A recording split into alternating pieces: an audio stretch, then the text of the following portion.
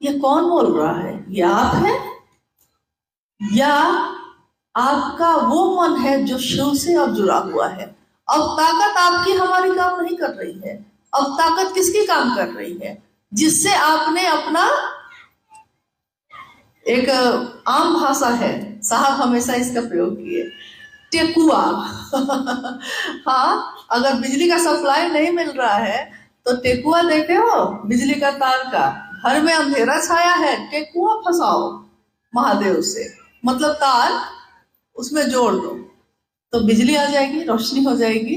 तो उन्होंने कहा कि अब आपकी ताकत नहीं काम कर रही है, अब उसकी कर रही है जिससे आपका मन जुड़ा है। आओ चले शिव की ओर एक पुस्तक है, आप में से जरूर बहुत लोगों ने पढ़ा होगा इसको या सुना होगा। आप में से कितने लोगों ने पढ़ा है इसको? अच्छा, ठीक है।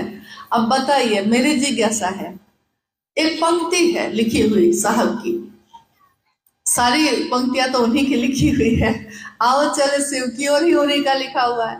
लेकिन एक पंक्ति है जो उन्होंने लिखी है कि मनुष्य की शारीरिक शक्ति से बलशाली होती है उसकी मानसिक शक्ति, और मानसिक शक्ति से भी बलशाली होती है उसकी आध्यात्मिक शक्ति। ये पंक्ति किस आलेख में लिखा हुआ है? शुरू में ही है, ध्यान में है? ध्यान में किसी के है? नहीं। एक आलेख है उसमें शिव का गुरुपद, उसी में है। लेकिन इसकी व्याख्या उन्होंने जो की है वो भूलने वाली नहीं है। वो क्या है व्याख्या? मनुष्य की शारीरिक ताकत, यानी आपके जो शरीर की ताकत है, उससे आप क्या उठा सकते हैं ये बताइए। आप एक सोफा को अकेले उठा सकते हैं? कुर्सी उठा लीजिएगा, अगर उतनी भी ताकत हो तब। अभी हम लोग रांची में थे और चर्चा चल रही थी, सामने एक छोटा सा स्टूल रखा हुआ था, हम बैठे थे, मंडल सर बैठे थे, शिव चर्चा चल रही थी। तो मंडल सर ने उस टेबल को चाहा कि मेरे तरफ वो बढ़ाए, तो हाथ तो वो लगाए लेकिन बढ़ा नहीं सके, छोटा सा टेबल, वो भी वो हाथ से नहीं ढकेल सके। तो उन्होंने कहा कि मेरी इतनी ताकत है कि मैं एक टेबल भी आगे नहीं बढ़ा सका। देखिए, शरीर की ताकत एक दिन काम करना बंद करेगी, करेगी करेगी। और यही वो है जो एक समय ऐसा था कि पहलवान की तरह शरीर था। शरीर की ताकत तो कम ज्यादा होती रहती है, कभी कम होगी कभी ज्यादा। बीमार है तो हम ही लोग, जवान भी आदमी कोई है अगर बीमार हो गया तो उसकी ताकत काम नहीं करती। लेकिन मन की ताकत शारीरिक शक्ति से भी बलशाली होती है उसकी मानसिक शक्ति। मन से तो आप पूरा हॉल को उठा लीजिएगा, नहीं उठा लीजिएगा। मन से तो यहाँ बैठे बैठे सोचेंगे पूरा पहाड़े उठ के वहां से वहां चल जाए, लेकिन शरीर से उठाना संभव नहीं है।